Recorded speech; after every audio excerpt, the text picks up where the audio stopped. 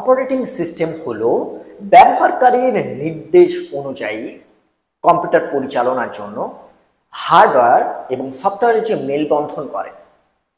মেলবন্ধন করে কম্পিউটার পরিচালনায় সাহায্য করে, সেটা হলো অপারেটিং সিস্টেম।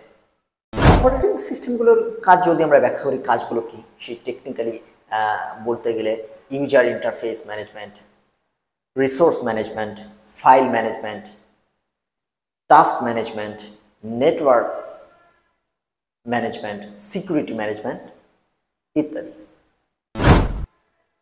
কম্পিউটার তৈরির সময় স্থায়ীভাবে কম্পিউটারের মেমোরিতে যে সমস্ত প্রোগ্রামগুলো সংরক্ষণ করা থাকে সেগুলোকে বলা হয় ফার্মওয়্যার। আমরা যদি কম্পিউটারের অপারেটিং সিস্টেমের কিছু উদাহরণ দিই, তাহলে প্রথমে আসবে মাইক্রোসফট ডজ, মাইক্রোসফট উইন্ডোজ 98,